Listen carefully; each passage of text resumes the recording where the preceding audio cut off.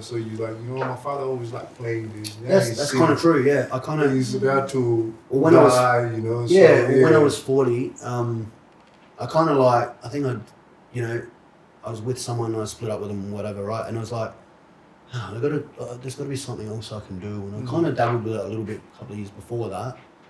And I was like, nah, I'm going to like do this seriously. Because then obviously, COVID hit in that 2019-20 range. And then, like, I was planning on actually doing another show maybe in 2019 or something like that, like, but that kind of got taken away from a lot of people. And then I was training like during COVID and doing the best I could and whatnot, trying to maintain as much muscles as I could. And that was really hard. And I was living on my own with my dog, so it was pretty hard, isolated,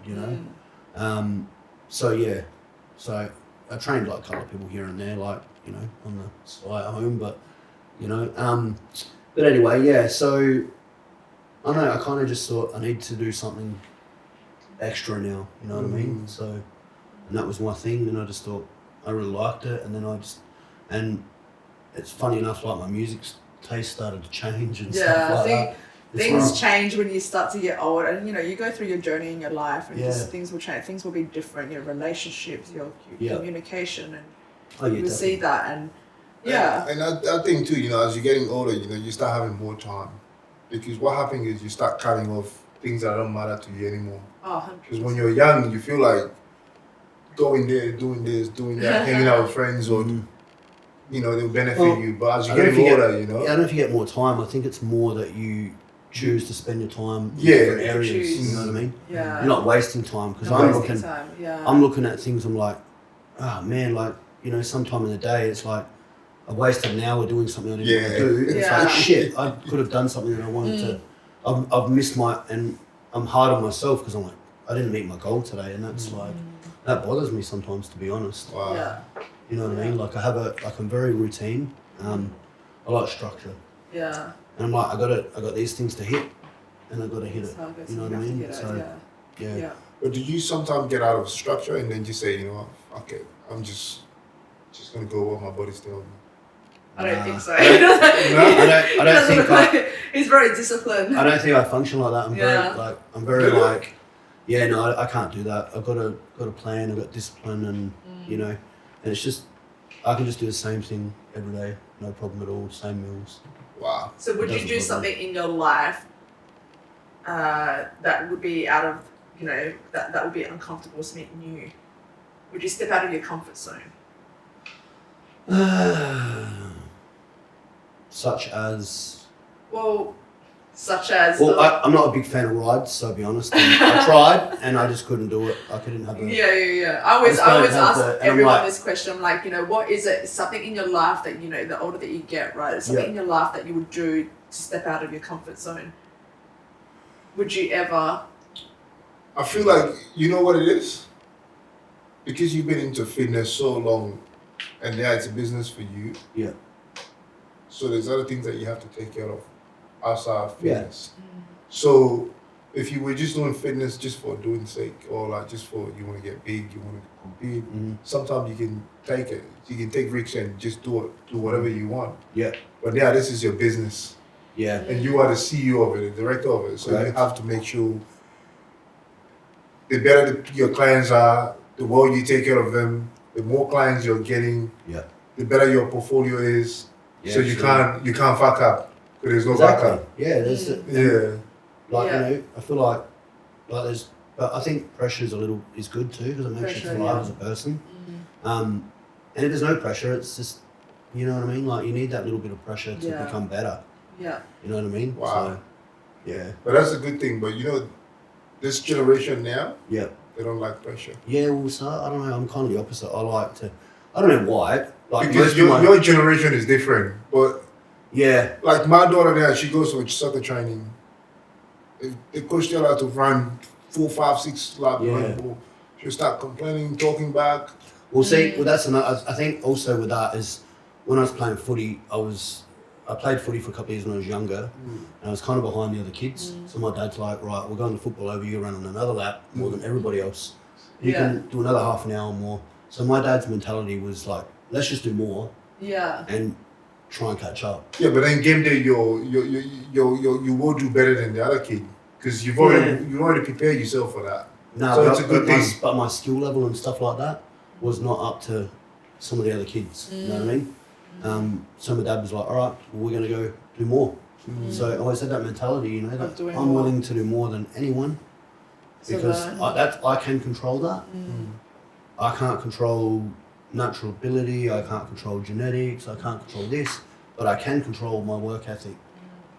That's all you're saying, work ethic is very important. So you're waiting to do things that other people that I'm waiting to do. So that's a good I feel like I've probably outdieted people, like I probably shouldn't have beat before and all these things, you know, the better genetics, better shape, whatever, but I was just willing to grind more. Yeah. You know what I mean? And I wanted it more.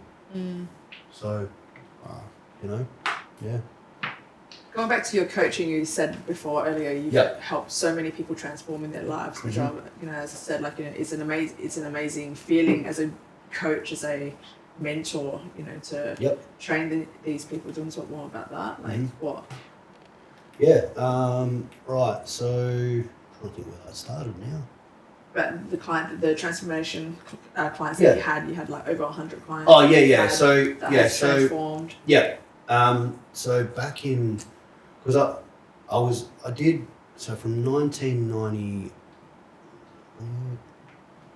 I think at 19 years old, I became a bouncer for 11 years. Oh, you're a bouncer. Security guard. I've got both two security cards here on this podcast. So, yeah, I did 11 years in security. Oh, no way. So you would have seen, like, as a security guard, and I talk, you know, I've got a few friends as security guards, and you would have seen so much things as a security guard. It definitely opens your eyes. Yeah, your intuition has to be. 100%.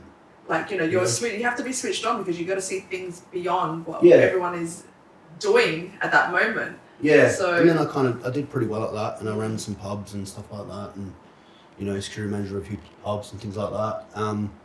But yeah, like, and then, so basically from there, I was working at HQ. I'm trying to think what year it was now. HQ. Gosh, he would have been the bouncer then. I would have been partying or going there. Yeah. So I was working at HQ. I was one of the supervisors there. At Heaven or HQ? I worked at Heaven in 97, 98. Wow. Jesus. And then I went Abel, do you know what Heaven is? No, I used to go to Heaven. Oh, did you? Heaven used to be next to McDonald's. No, Hungry Jack's. Hungry Jack's? Yeah. No, that's probably the first original Heaven was West Terrace. West Terrace. Yeah. Yeah, so, next to and then McDonald's. they moved to the old church on what's this place? That's later days. It's not far from my agent. Just that's not. Yeah, they moved to the He's old talking church. About Heaven Days. Yeah. Heaven Days is very. You never seen that club? No. I don't think. It's massive. How about church? 2,000 church nightclub. Yeah. 2,000 people in Heaven and HQ. It was massive. Had 6 rooms. No, I know about HQ because I used to go. HQ used to be Heaven. Yeah. Oh. Yeah. So Heaven was like before HQ. So you used to be a bouncer. So funny enough, I worked at Heaven in 97, and then I worked many different places in between that. Yeah. And actually, I was working at Heaven, and I ended up in Mount Gambier for 2 weeks. One of my friends I was working with, I can't remember what year it was exactly, but I think I was 20. Anyway, he was 5 years older than me. Sorry. His name's Jason, and he's like, "Oh, I'm taking over security at Mount Gambier," and I'm like, "Oh, 20 years old." I'm like, "Yeah, all right, I'm gonna move to Mount Gambier." Yeah. So I moved to Mount Gambier, and me and him went and lived there, and we just trained in the day and working on some clubs. You work at clubs at night time and stuff like that. Mount Gambier. And I to be honest, I was bored as shit after 2 weeks. And I left. And I called my boss, Mike Buter at the time, and I called him and I'm like, can I come back? And he's like, yeah, come back. So wow. I drove that day, Saturday, on the Saturday, and I was back working that Saturday night. So yeah. You're just like, no, I'm not doing this. It's just too slow paced for me. Yeah, I couldn't do like it, security, you know what I mean? Yeah, 100%. So I'm more of a city person. See, that's how I feel living in Adelaide. Adelaide's too slow for me. Adelaide's too slow. I say the same. It's very slow paced. But when you go travel, when you start traveling, you go to other places that are very fast paced. Sometimes you're like, oh shit, I want to come back to Adelaide because Adelaide just so the traffic's easy. It's close to the beach in the city. Yeah. But yeah, that's how I feel when I go traveling. I love traveling. I love going to different places, but I always want to come back home to my home in Adelaide because it's just so peaceful. Very peaceful. Yeah. Yeah, so we sidetracked a bit. So going back to your client that you said that lost 23 kilos in 8 weeks, 6 weeks or something. So I helped my best friend, Sean Kirkman. What year was that now? To remember these years, it's hard to remember everything, to be honest. So anyway, we did a transformation. He was going to do. We had 8 weeks.